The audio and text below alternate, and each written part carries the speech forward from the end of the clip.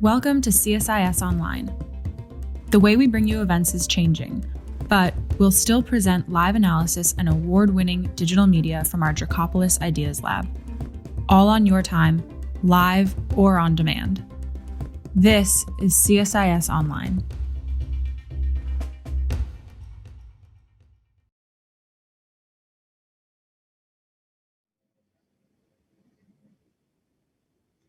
Hello, and welcome to today's discussion of the Department of Defense Service Industrial Base. This has long been a major area of focus at CSIS, and we're so pleased to present the findings of our most recent report, Measuring Service Contract Performance, Findings on Effects of Service Complexity, Managerial Capacity, and Paired History. I'm Andrew Hunter, Director of the Defense Industrial Initiatives Group at CSIS. And very importantly, I want to begin by thanking and acknowledging the Naval Postgraduate School, whose grant support made it possible for us to do the study that you'll be hearing about this afternoon. And today's event is made possible by general support to CSIS. In addition to our report, we're delighted today to have an excellent panel with us to discuss the service industrial base and give us insight into where it's headed. I want to let you know that you can submit questions for our panel through the event page on our website using the button that says Ask Live Questions Here. If you click on that button, you'll get into a Google Doc where you can submit your question and I'll be able to read it and pose it to our panelists. And we look forward to fielding your questions in the latter part of the discussion. I'd like to kick us off by introducing Greg Sanders, who is Deputy Director of the Defense Industrial Initiative Group for Research and is a fellow in the International Security Program at CSIS, to present the findings of the report.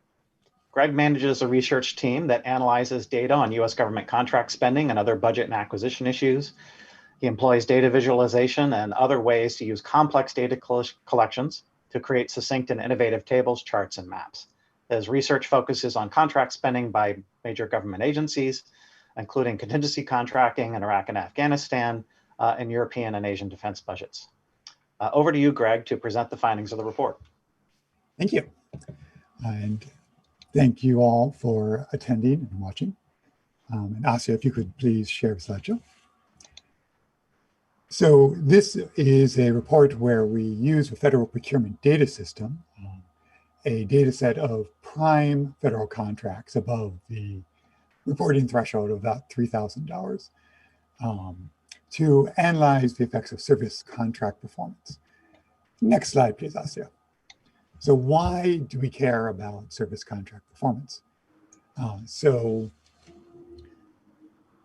Often when you think DoD contracts, if you're not on our August panel or some of the experts in attendance, you might be thinking more about tanks, planes, etc. And services does include a equipment-related portion for maintaining them, but there's also a variety of other things that the DoD contracts for. And if you look at this slide, the red line is traditional products, but the dark blue is services. And you'll notice that services has kept pace with product contracting for much of the past 2 decades and almost even caught up for a couple of the peak spend of the war years. There's been a little bit more of a gap since in the past few years. One driver of that is that when the budget is increasing, it's often a little faster to increase major product spending. But on the whole, services are a major part of what DoD contracts for. And that's why we're interested in 2 broad research questions. Under what circumstances are service contracts likely to succeed? And would service contracting policy choices influence those outcomes? Next slide, please, Asya. So we went through the literature and we found 3 main categories that were of Welcome to particular CSIS interest with regard to services contracting. There are also a variety of other categories that we include as controls based on past research that looked at overall DoD contracts. Things like, is it a fixed price or a cost-based contract? Was it competed? What are the size and initial durations of a contract? But these are 3 categories that the literature told us really matter for services. So first, service complexity. Services in general are a little harder to measure than just having an actual widget. You know, if you are ordering a plane, obviously there's a lot of complex portions to it, but you know the number and there's some more straightforward tests. For a lot of services, as with some kinds of R&D, it can be rather difficult to tell how much progress is happening. And that can add to the complexity of performing the service because monitoring itself becomes part of the challenge. Contract management capacity is related. That covers the capabilities and approaches the contracting office might be employing and what experts it might have on hand, etc. And impaired history is the last category that we looked at.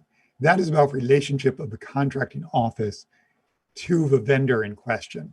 If they've long worked together, there are a variety of ways they could potentially perform better. On the other hand, there may also be challenges such as being locked into a particular vendor. Next slide.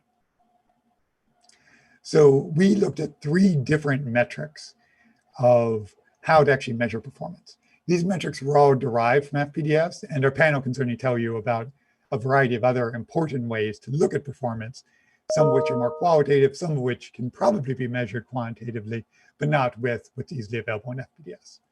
So first measure is a positive one, options exercised. This is about, for those contracts that are not initially at their entire scope. So the government has an option of saying, this is going well, I'd like more of it. Are some of those options exercised? And are all of those options exercised? If you look at the graph, you'll see in that top line that a majority, so the gray record, the gray column of contracts do not actually have options. And that's even true by obligations. However, if you look at the 3 categories of no options, some options exercised, and some and all options exercised, you'll note that each of them have a larger black column. So each of those corresponds to a steadily larger portion by value of DoD markets. Next slide, please. So our other measures are ones we've used in prior research, ceiling breaches, which in short means that a change order has happened that increased the cost ceiling. We try to exclude when there's a change to the contract, we're simply ordering more and are focusing on those cases where another change requires more spending. The size of ceiling breaches, and while most of those are actually relatively small, so 11,000, median $10,000, we logged those, we used the logarithmic translation because they can get quite large. In fact, the highest one we had in the database, probably not fully spent, was at about $10 billion. Next slide, please. So we actually identified, and I'll be returning to this once we have some more context, 2 variables under each of those categories. So for service complexity, it was looking at the salary average for that industrial category and looking at the invoice rate for that product and service code. For contracting management capacity, we looked at PBSA, so the office's experience in performance-based service acquisition, and we looked at the office's experience with that specific service code. Then for the paired history, we looked at the number of years, up to 7, that the vendor and the contracting office had previously worked together, and we looked at how many actions there were. The theory there being, if there's more contract actions, that might mean more interactions between the contracting office and the vendor, so more of a chance to work together. Next slide. So starting looking at products and services, you can see the past 20 years, there's been a good deal of variety in what service areas have been employed. So the dominant categories have been professional, administrative, and managerial services, and facility-related services and construction. Those often track wartime spending. Equipment-related services have dropped off when the budget caps hit, but are now back to that level. One thing that we'll be talking about in a panel discussion is information communication technology. That's that pale blue line closer to the bottom. That actually has not gone up as much relative to the attention that's paid to it, and perhaps relative to its importance. Next slide, please. So in looking at this, we actually found that invoice rate did track with performance challenges. So more complex services did prove more complex to implement. And that proved true. You're less likely to exercise some options, more likely to have a breach, and more likely to have a larger breach once a breach had occurred. There were some other interactions where we looked at how it worked with cost-based contracting, but We think those are a little less important. Next slide, please. So then we looked at the contracting office capacity. When it comes to services, Army has actually been quite dominant. That's that green line at the top. But if you look at the orange line, you can see that other DoD, and that's excluding the Missile Defense Agency or DOA, have actually been accounting for an increasing proportion and increasing volume of services contracting. Next slide, please. So we were not ultimately impressed with the performance of our contracting office variables. We did find that service code experience was associated with a greater likelihood of exercising all options, but it went against what we expected with ceiling breaches and terminations. So we ultimately think this is an area where the data, at least the data we're aware of, makes it hard to identify what makes an effective contracting office. But the data also indicates that there's huge variety between contracting offices. So this is an area for future research. Next slide, please. So finally, we're looking at the relationship between the contracting office and the vendor. So traditionally, we look at 4 categories of vendor. The big 5 defense contractors, other large, and large is defined by $3 billion in total volume, not just in contracting volume. Then we looked at small businesses as determined by the government and as labeled. And then we have a middle category in red of medium tier. So in services, it's actually the other large companies and the middle tier that have been fluctuating with the wartime spending and have been coming up a lot. Interestingly enough, both small and big 5 vendors actually were not as hard hit in relative terms by the budget caps and sequestration. They actually continue relatively steadily during that period, whereas large vendors and medium vendors are dropping pretty dramatically, but now starting to recover. Also notice that small has not just been steady during that period, but has been on the upswing recently. Next slide. So with paired actions, it worked for some, like ceiling breach size and likelihood of terminations, but it went contrary to our expectations for others. So hard to say how much of it actually is a useful metric of relationship. But one of the strongest relationships was paired years. So paired years was significantly associated with a greater likelihood of exercising some options, a greater likelihood of exercising all options if some options were exercised, a lower likelihood of breaches, and a lower likelihood of terminations. Now, of course, this is a complex relationship. Some of this might be a certain degree of vendor lock, a dominant vendor that isn't going to be terminated and all options are going to be exercised because the government doesn't have someone else to go to. But the lower likelihood of ceiling breaches is an indication that this isn't just possibly a negative phenomenon of vendor lock, but possibly better performance. Next slide. So looking at our conclusions on a whole, we do think that the data can tell us something about service complexity and that the service contract census adds some value, which is where we got those service code invoice rates. It's often disparaged, but at least the product and service code level information was useful for this purpose. For contract management capacity, we lack core data to really tell how effective the government is doing. Better data that might be available to DoD internally might be things like the level of expertise in the office, the number of people relative to its volume, but those are not available to outside open source resources. With paired history, paired years definitely matter. There's something to be said for experience. On the other hand, as the government emphasizes new entrants and non-traditional performers, this might indicate that we don't just need to worry about recruiting them, we need to worry about making sure they can perform successfully.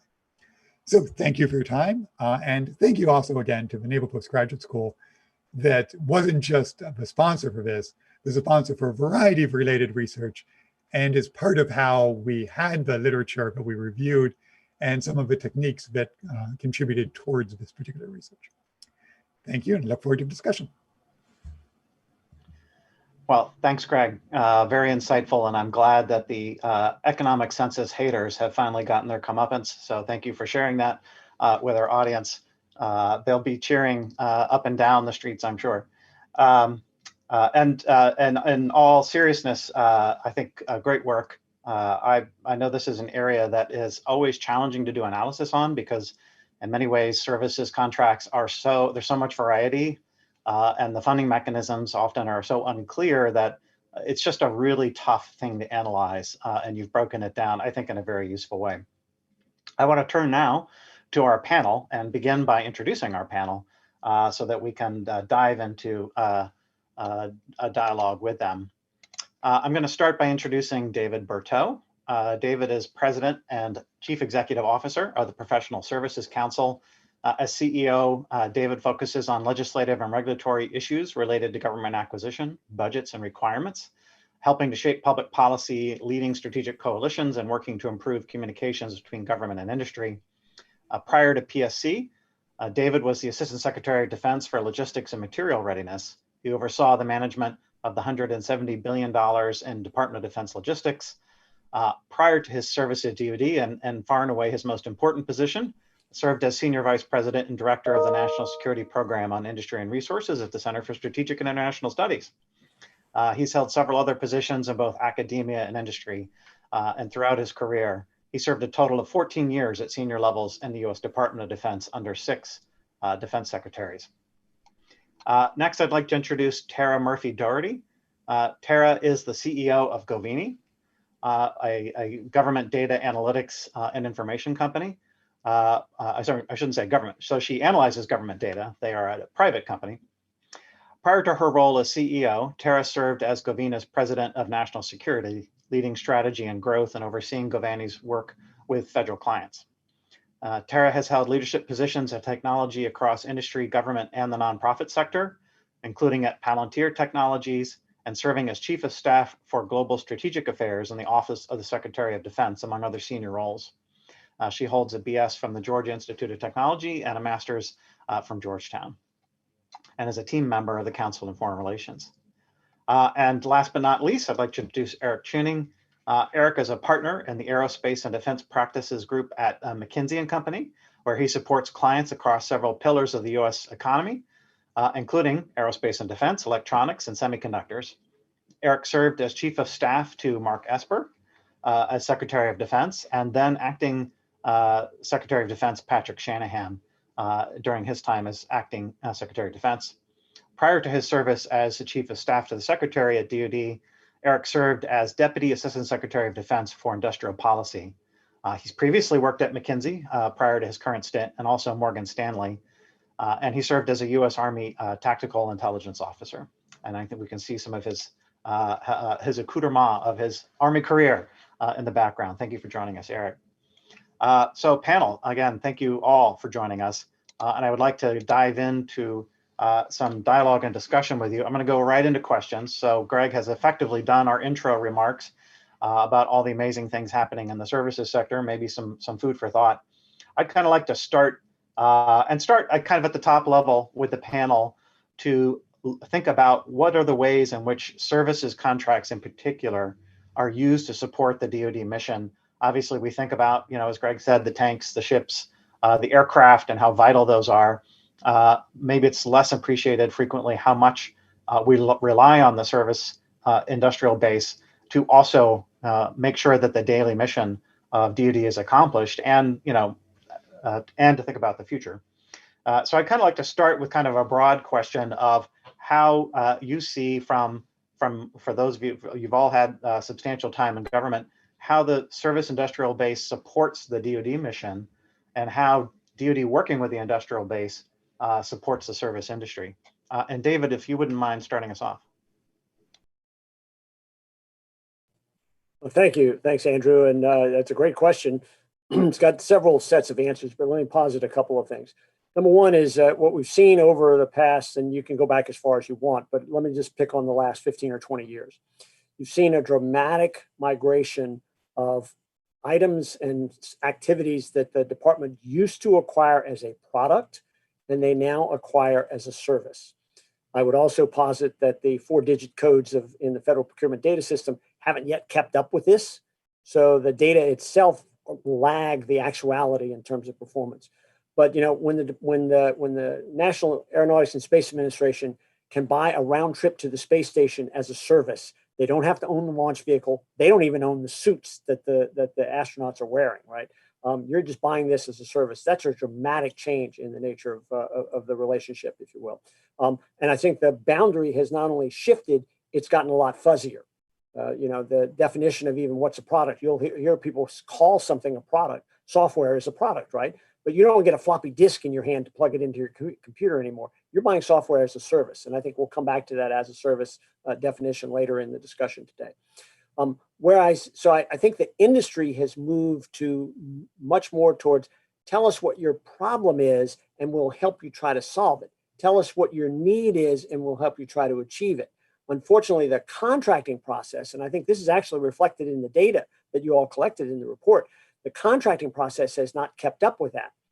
So that in fact, the real challenges are how do you define outcomes and results in terms of requirements? How do you turn those requirements into source selection criteria and a source evaluation and then an award? And then how do you manage the contract so that you're actually managing not to input, but to outcomes? And I think that the department's dependency is on the input level. How do I fill the slots? How do I produce the data? How do I achieve what the contract calls for? There's still a big lag in terms of what are the overall outcomes I want to achieve. How do I get better readiness at less cost with greater sustainment across an 8,000-mile ocean in somebody else's backyard? These are much bigger challenges that we have. So I think we've come a long way in terms of what we measure, but we haven't come nearly as far in terms of what we need and how we translate that need into results. Thanks, David. Tara, what about you? What are your thoughts? Thanks, Andrew, and thanks for having me. It's a pleasure to speak with everybody and participate. I absolutely agree with David in a number of categories. There's a connection in what he said to the requirements process as well. And we're seeing leaders in DoD address this. Software is a perfect place to look as an exemplar of the realization that phenomenal products aren't built through green monster spreadsheets of requirements that dictate what should be done. The best software companies in the world ask the users, what are you trying to achieve? And we can apply product knowledge plus an agile process that's highly iterative and very engagement heavy in order to get you something better than you would have imagined and dictated through that requirements process. There's a parallel, I believe, and I think this came through in David's comments as well, there's a parallel that is applicable to the broader industry and the broader mindset and range of things that the department is procuring through services. There's also, of course, a human capital element to the work that DoD and the federal government do in contracting services companies. And from, you spoke, Andrew, about our time inside DoD.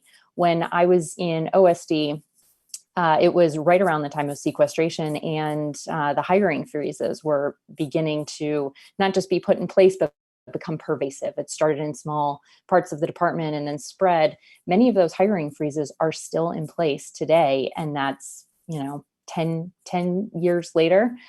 I shouldn't say that publicly, as I'm pretty sure I'm dating myself. But the point being that in some cases, services contracts have become a way to bring in talent to the department in a way that isn't necessarily sustainable, or might have been a smart move for a period of time. And now we need to think about what's the lasting impact of that for DoD and the mission. Oh, thank you. Thank you for bringing in that workforce piece. Really valuable. Eric, you've taken such a variety of perspectives on this, being the industrial base chief for the Pentagon, and then also being the day-to-day person helping the Secretary of Defense accomplish the mission. So seeing everything at absolutely the highest possible level. How does it look to you now? Yeah, I tend to think it comes down to three value propositions, right? The first is the service something that the government can't do for itself? So it's got to go out to industry to get. I think of early on with AI as an example. I think the second is it something that this industry does better than the government can do for itself? I tend to think of some of the logistics capability as an example of that, where control over intellectual property becomes an important element. Quite frankly, is it something that industry can just do cheaper? And I'd put into that bucket the last thing that Tara mentioned, where to her point, you need to variabilize the workforce in DoD because of the sort of the caps that are in place for permanent government billets.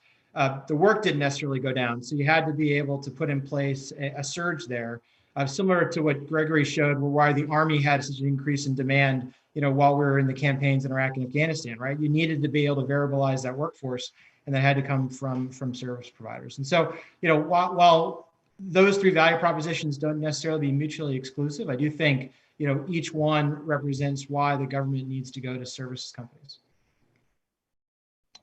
Well, and thanks for raising that. I think this issue of how do you integrate government and industry together is really a key one. And obviously, Greg's findings of the paired history of the value of some longevity in a relationship, or at least how it expresses itself in success, being a key factor. Because I observed in my own government service, and I hear also, particularly when I talk to folks in government now, about how challenging it is to balance the roles of government and the support that government receives from the industrial base.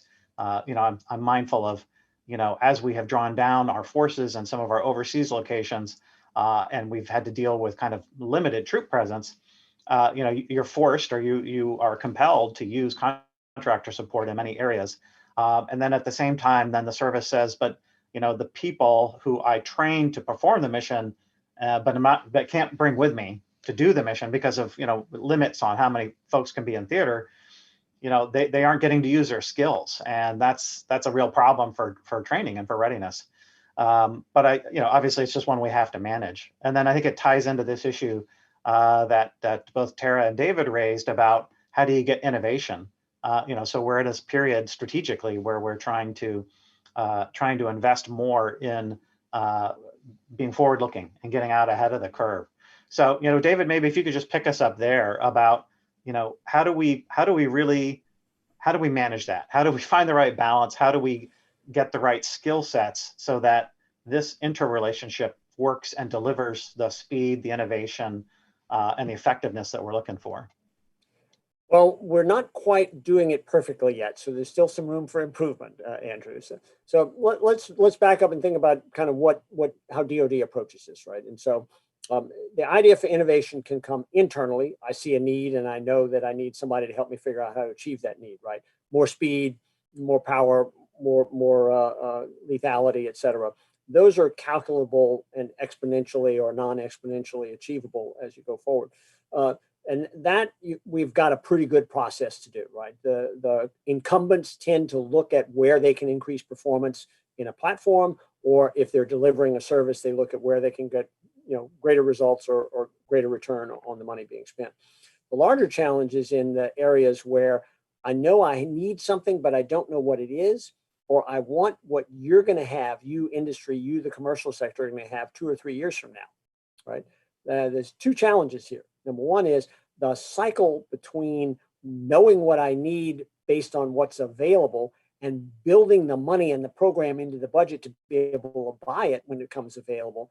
That cycle is about 3 years inside the Pentagon, right? Between the time an idea has to first get into the program and eventually get funding, and then get Congress to appropriate it, and then get obligated and expended. So innovation that's on a longer than 3 year cycle, we're in pretty good shape for. Innovation that's on a shorter than 3 year cycle, we've got a real challenge. And I would posit for you that actually the services industrial base is in a unique position to contribute value to this proposition, right? Because they are the ones who, within existing contracts, with existing ceiling and broad enough scopes, can actually help cut at least 2 years out of that 3 years and say, okay, we can now take today's requirements, go out and find today's emerging capabilities that can in fact achieve those requirements or move us closer to achieving those requirements, and bring them in almost immediately if it's inside the existing contract structure. If you got to go outside the existing contract structure, even with things like OTA or the DIU approach, et cetera, you're just doing one little piece at a time. This is like trying to build an entire city out of a box of single Legos. Each Lego may be really valuable, but only those who are already in the game, and this is kind of tied to your paired history. It's more than just the paired history at the individual and program level. It's the paired history at the institutional level of an understanding of how the government operates, an understanding of how DoD translates requirements into resources and programs and outcomes, and an ability to plug technology in, plug innovation in along the way. The final thing with respect to services contracts, I think, is we focus on innovation all too often on something that's going to get a new patent, right? A shiny object, if you will.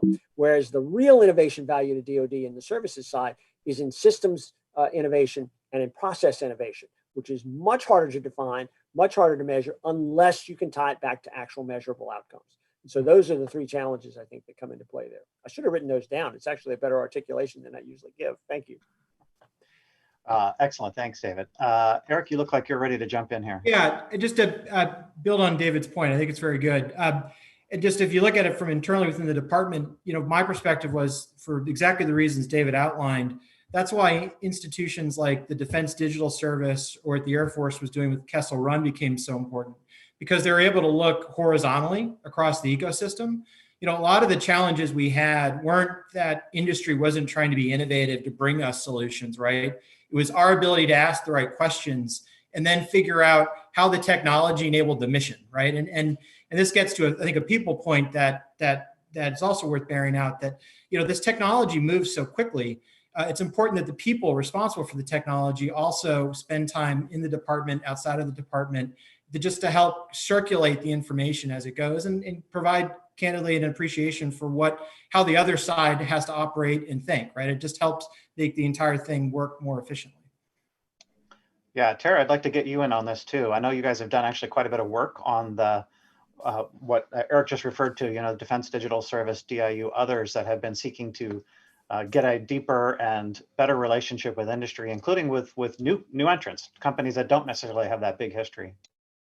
Yeah, absolutely. And so one of the things for folks in the audience who don't know Gavini well, we are often tapped by the department to get at some of the non-obvious insights that you can get to either through better use of data or data at scale. And so building on some of what Greg talked about at the beginning, and definitely in this line of conversation, that question around not just how much is the department innovating, but what is it getting for that innovation is an area where we have spent a lot of time. And so a couple of thoughts there. One, while the use of OTAs and other non-FAR acquisition authorities that are meant to promote innovation are definitely increasing and increasing significantly, what we find when you peer inside those contracting actions and see to whom the contracts are actually being awarded, they're still going to traditional defense contractors. Now, on the one hand, that's not necessarily a bad thing, and it's actually tied to my second point, but we do have to examine whether those companies are dominating a new space or whether those companies are partnering with smaller new entrants and bringing them in either as subcontractors or partners. Another data point in all of this is while overall spending in the area of things that typically get categorized as part of innovation activities is again on the rise, the number of actual new entrants into the DoD market is falling. And it actually decreased by 14% from 2016 to 2018. So a notable amount. Those kinds of details, I think, help get at these otherwise really tough, performance questions. What are we getting? ROI kinds of questions. So hopefully that gives you some data. One thing that is a bit tactical, but I think is really important and maybe goes back to what David was saying at the beginning, is the role of some of the services companies in being able to shepherd in innovative technology and in other innovative companies into the department because they already have the relationships and the contracts in place. One other area where contracting needs to catch up is around ODCs and the way that contracts are written sometimes at the outset with a huge scope to drive lots of information technology support to DoD. You get a huge ceiling, a significant amount of funding for services, and then a little itty bitty ODC line. But if that ODC pool is larger, then that services company, which needs to be sort of the main body and the main partner of the department, can bring in other technology companies that aren't already plugged into the defense acquisition space. And that would be a great and easy way to improve in this area. kind of serve as an incubator for some of the new entrants. And Andrew, could I add a couple points there? I want to foot stomp one Please do. thing. And Tara mentioned, the declining numbers of companies involved in the process. And I just want to point out, I mean, I know this is focused on defense, but if you look government wide, that trend is across the federal government with respect to services contractors. And so it's not unique to DoD. And I think it is a system-wide problem and a government-wide problem that DoD alone can't solve, even though DoD will want to fix its own part of that problem by itself. And let me just, I think one more question on the topic of kind of contract service performance, which is, what are the companies that are doing this well doing right? We do have some notable new entrants into defense and aerospace contracting. David, you alluded to one of them, SpaceX, that notably has become a big player in the marketplace and highly competitive. But as Tara noted, those companies are somewhat few and far between. I'm thinking back to Greg's chart where he showed, the small, medium, large, and big 5 vendors, and kind of wondering, if I had to pick my poison, if I had to choose my fighter, which one of those would I want to be, right? Because obviously, the big 5 companies, there's a lot of stability in their workflow, but there wasn't a lot of growth. On the other hand, these other companies were taking a really wild ride, and so I just kind of like to get the panel's thoughts, and maybe start with you, Eric, about kind of what do you see the companies that are really successful in the service industrial base doing to achieve that success in the marketplace? Yeah, no, I think it comes down to 3 things in my mind. The first is you got to define your scope, you got to become great at it, and then you got to scale it. And, I'll pick an example from the news this week with Palantir, right? A company that went from effectively 0 valuation to $20 billion in 17 years on the back of 2 products. And so I think in my mind, it really comes down to those 3 things. That's what will differentiate you. David, if I could add one thing and go back to Greg's chart, right? So your big 5, your large, your medium, and your small. And if I remember the chart properly and the report properly, that's services contract obligations based on FPDS data, right?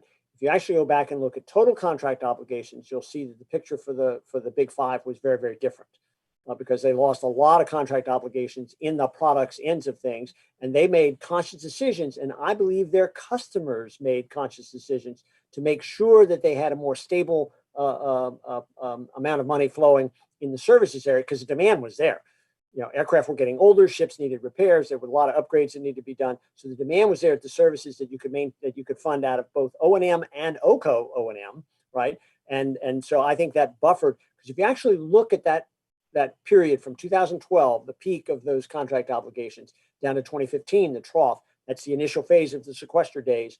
The analysis would tell you that about 80% of the money DoD cut out of that budget under sequester, about 80% of that cost was borne by contractors, and a disproportionate share of it was borne by services contractors, right? And so this is part of the additional argument of what the role is. That was your place where you could slough off capability and hope that the companies stayed in business and kept the capability so that when you needed them to come back after the money started coming back, they'd be there again. They didn't cut military personnel. They didn't cut civilian personnel. They cut the contractors in hopes that they would still be there. I would argue DoD doesn't have a good plan for that again. Not that we're predicting any cuts coming, but we know what the cycles look like, and they always do eventually come. Great. Well, thanks for that insight. I do want to touch on this thing that was raised earlier, David, by you on shifting to acquisition as a service. And to me, it stands out particularly notably in areas of software and high tech, where we see software as a service, we see machine learning as a service, we see cloud as a service. The more, as we've gone through the fall season of service-led discussions of the future, there's been almost everything as a service, command and control as a service. And so, I think that reinforces points made earlier about how tightly the services approach is being integrated in effect into the military mission. And I'm wondering, what do you see as really driving that trend? What makes that approach so compelling and so attractive right now that, of course, time will tell how successful we are in achieving some of these ambitions that have been laid out.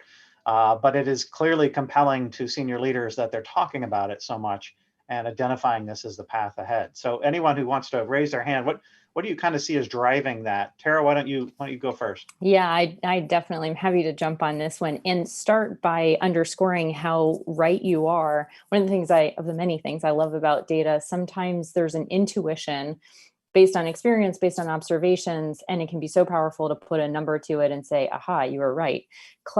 Spending on cloud hosting in the department increased by 500% from fiscal year 15 to 19. So if that isn't proof of exactly what you're observing and stating, then I don't think you're going to come up with anything better.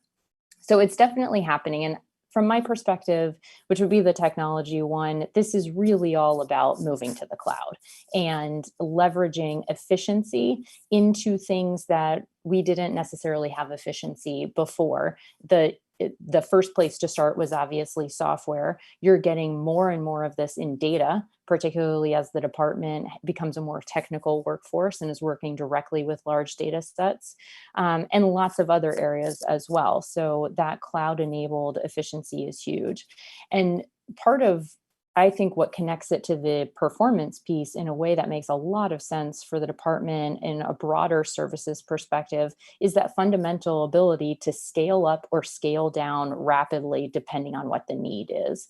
So in other domains, that might not be achieved as easily as you can do with literally technical servers, but using that model of creating flexibility to meet demand and then not having an excess when it's not necessary is absolutely the future. Let me add another perspective, maybe a little historical perspective here. So I think part of it is driven by the types of people who are coming into the military, both uniformed and the civilians, and particularly out in the field. These are people who grow up in a different world, a world where, in fact, access to data and the application of data automatically to both decisions and options is inherent in their approach.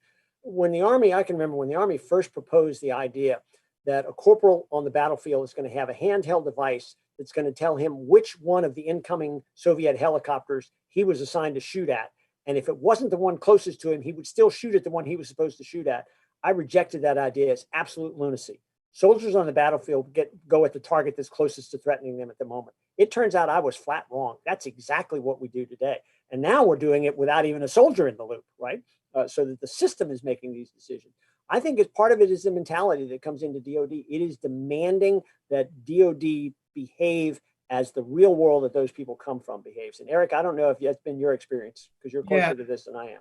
No, I think it's a great point. I think it also bridges to Tara's point. And just to, you've got leaders right now in the department and folks like Dana Deasy and Will Roper who understand the advantages of these models and are working very hard to drive their adoption. And I think that makes a very important distinction here, right? That you've got leadership in the building that sees the advantages of cloud and wants to drive, because it's not just a technology, it's also a mindset shift, right?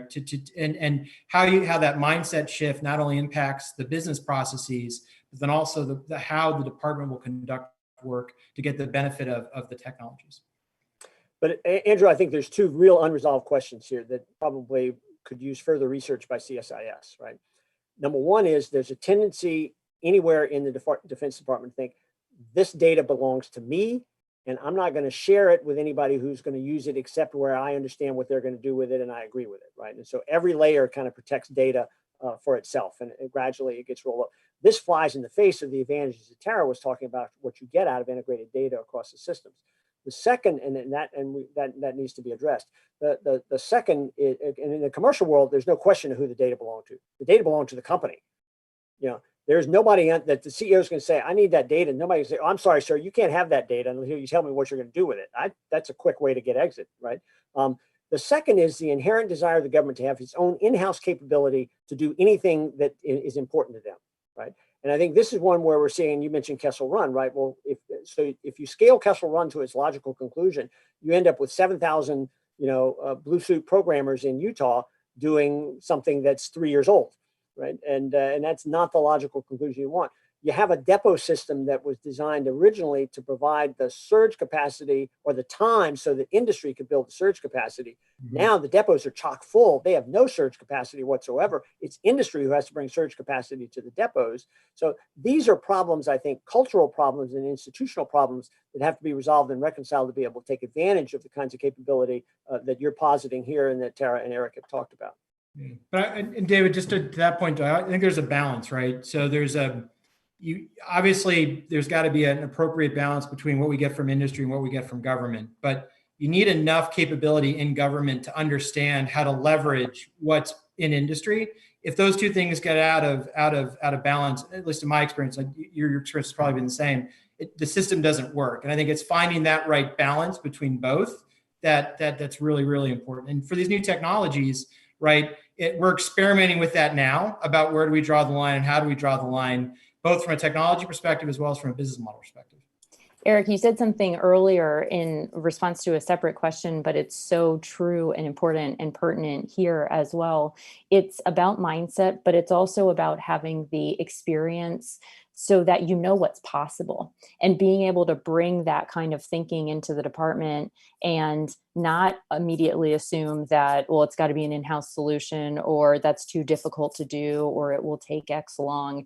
There's so much happening outside that when you're in the crush of the inbox kind of roles that defense leadership is, if you haven't gotten the experience and seen that and know what is possible beforehand, it's really limiting. Andrew, you've brought this up before, and you know about this, the software policy that Tara talked about at the beginning, right? So DoD just this week signed the new software DoD instruction, part of the adaptive acquisition framework, another in the 5000 series, and it builds on the interim policy that they issued last January. But one of the core elements of this is an assumption that you can find money and spend it on something you need right now, right? And in the software world, the rules about what you can spend operation and maintenance money on versus what you have to have RDT&E money or procurement money on get in the way of exactly the kind of flexible framework that Tara talked about and the kind of intuitive buying capability that you know what you need and you know how to go get it, right? So this is one of the real challenges, and it's one where I think, again, CSIS can make a significant contribution in terms of building the case for that. Both the O&M police and the appropriators don't want to give up their control over that. And unless we redefine the boundary and allow people to spend money in real time on what's emerging, we're going to always be behind. The Chinese don't have this problem. Right? And so, you know, in order for us to respond to the threat, we got to become a little bit more like they are, not in terms of who they are, but in terms of how quickly they can put money on a solution that they didn't see coming far enough in advance to program RDT&E for it.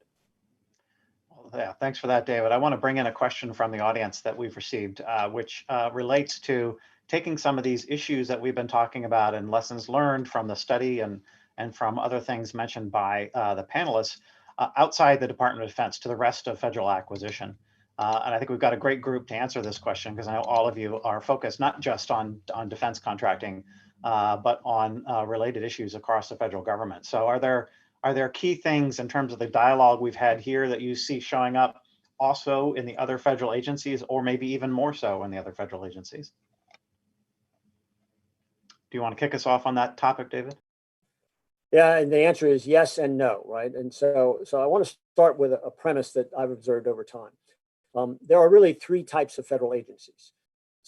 One type is one that consumes most of what it procures for its own purposes. The Defense Department clearly fits into that category. Almost everything DoD is buying is for some use by DoD in order to achieve its missions or prepare or to deter, right? There's another set of government agencies whose primary purpose is for people outside the agency. So the procurements are actually not, they may be for their operations, but the ultimate end user is not an internal person. It's not a soldier. It's not a civilian in that. And so they have a different approach in terms of what they need, how they need to measure what they need to buy and how they can get it. And then there's a third group of federal agencies whose customers are the other federal agencies, GSA, OPM, to some extent, OMB, OFPP, et cetera. You know, I'm just throwing out acronyms here. But so one of the challenges is how do you take an internal centric and I'm the user kind of approach that DoD has and translate that into something that civilian agencies have. Some are easy. Much of Department of Homeland Security is like DoD. There are other parts of every agency that fall into that category. but you've got to be very careful about how you define what the end user benefit is and what the government's role in achieving that end user benefit. So that's a ground point. But I think in terms of the need to bring technology into bear and the need to think of the collateral issues associated with that, DoD is generally ahead, as they are, for example, right now in cybersecurity, as they have shown they are in security clearances, particularly continuous vetting, continuous evaluation, those sorts of things, and DoD is often the proving ground, both for the concept and for the legislation, because as you well know, because you used to work on this, the only bill that gets passed every year other than appropriations is the National Defense Authorization Act, right? So if there's some statutory basis for the whole federal government, the game plan is first put it in DoD, show that it works, and then expand it government-wide. So at all those levels, you see something working here. Eric, I would just wanted to check in with you on this because I know now you're outside government and working on a whole range of issues, including folks primarily focused outside the defense sphere. Do coming out, did something particularly strike you about, I'm interested that they're dealing with the same challenges we were dealing with, or conversely, this is totally different? No, I mean, just to pick a tactical example, I was impressed at the way in which the DoD's CIO team actually took learnings from other government agencies around cloud and how that informed their cloud strategies. And Tara mentioned the 500% increase in DoD cloud-related spending. I think some of that was driven by the confidence the team had based on the work they had done, talking to other government agencies around what models they had used, how it had operated. And so, we tend to think of the government as this monolithic actor, but it's really not. It's a group of federated buyers, even within the Department of Defense, right? DoD isn't just one buyer of something, right? It's hundreds of different buyers. And there's a great opportunity to look across the lessons learned from each of those buyers if you get the right level of crosstalk. And I think this actually gets to something else Gregory had mentioned around what can be done to make some new entrants successful once they're actually in the building. And what I suggest is there's obviously things that the contractor needs to do in terms of relationship building, performing well on the program, educating their customer on what they can do. But there's things that program office can do as well, because with very few exceptions, the odds are they're not going to see a problem someone else in their ecosystem hasn't seen. And so the opportunity to get those learnings from within the building to prevent mistakes that may have happened before, build on what's worked, I think that's really important. And I think that type of crosstalk is an important part of what makes the system operate. Yeah, Tara, have you seen big differences in how other agencies kind of approach the kind of either the data that your company provides or other challenges that you see as you look across many of these cuts that you've done on innovation sectors? One, maybe just to pick something that's timely, the one aberration maybe from the general observation, which David explained, and I agree is totally spot on, often across, not in every case, but often across the federal enterprise, the other departments and agencies are looking at DoD, and they're either fast followers or they're truly just, I'll take a model that's skinny down or works for us in our environment, and how do we implement it here? The recent pandemic, COVID, has changed that to some extent. And you've seen big moves in places like HHS on data management, for example, where all of a sudden different departments and agencies thought we can't sit around and watch. And I don't mean that in a sense like they were passive before, but just the urgency of the crisis really stemmed action in areas that I don't think they would have otherwise prioritized. And so that, as the COVID contracting data continues to come out, and certainly the Hill is going to be interested in hard looks at that. That's another thing that would be great for CSIS to investigate. Other constituencies will be interested in how that spending gets allocated and what ultimately comes of it. This might be an area where you see agencies on the civil side really leap forward in otherwise unexpected areas, maybe. And I add a cultural thing to that, because your point, Tara, about changes under COVID, I think are very powerful. The relationship between services contractors and the Department of Defense is still encumbered by a view by many inside DoD that we should really be doing this ourselves. The only reason we're not is we don't have a big enough budget. We don't have enough end strength. I'd rather have green suit Army guys doing this than hire contractors to do it for me, right? And that mentality is still present inside there. And I think there was an us-them mentality in the civilian agencies as well.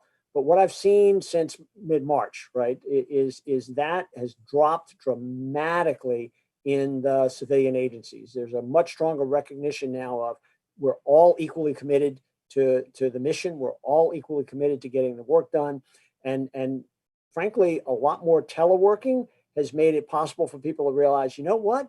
If people know what they're doing and we've got a well-written contract with good terms and conditions and good contract administration on it, we don't need to see them every day. They're just getting the work done, right? And so I think the potential for an increased recognition of the value of the partnership between the companies that support the government and the government missions that they're supporting is much higher now. And DoD is lagging a little bit, I believe, in terms of that recognition. I don't know, Tara and Eric, if you're seeing that with your data and your clients, but it's certainly what we're hearing from our member companies. I think that's spot on, David. Well, we have just a few minutes remaining. I wanted to throw one more issue at the panel, which is the issue of consolidation or market, structural change in the service industrial base. Over the last several years, there's been some movement here, been some big consolidation the last couple of years. That has, I think the pace of that has slowed down on the services side.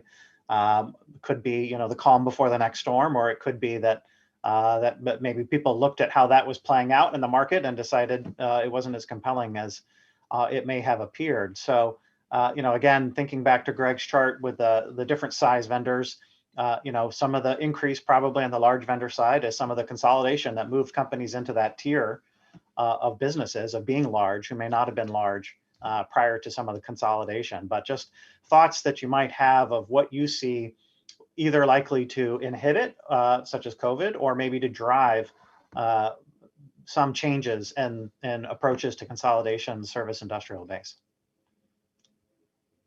Yeah, I'm happy. Or no, please, sir. No, go ahead.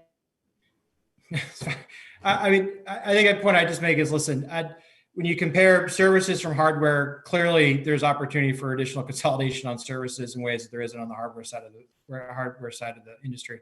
And debt remains fairly cheap, which is that low financing environment is going to prompt M&A activity.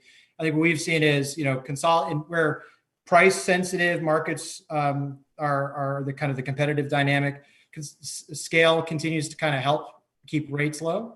And so, that'll be a driver. And I think the other driver we're seeing is technological differentiation for those that want to go around and think about how do I take sort of an intellectual property approach first or tech-enabled work, and that'll drive additional M&A. So I think our view, Andrew, is you're certainly going to see ongoing M&A in the services sector.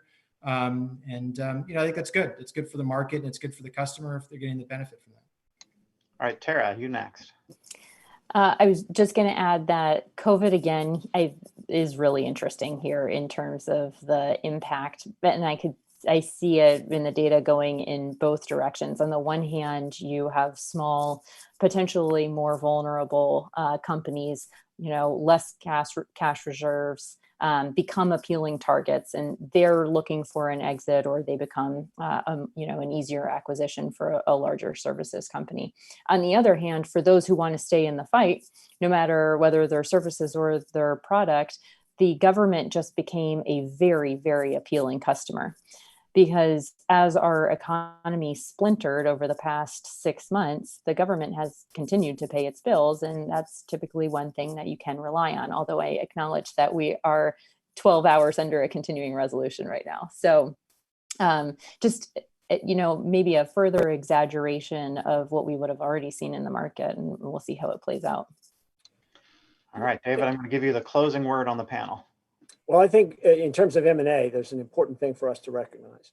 The financial marketplace that drives the economy in America used to be rather separated from the government contractor business, right? And as recently as the 1990s, during the Great Drawdown and the famous Last Supper that, look to your left, look to your right, one of you guys is not going to be here, which presaged a lot of mergers. But those mergers were not driven by financial elements. They were driven by marketplace elements, right?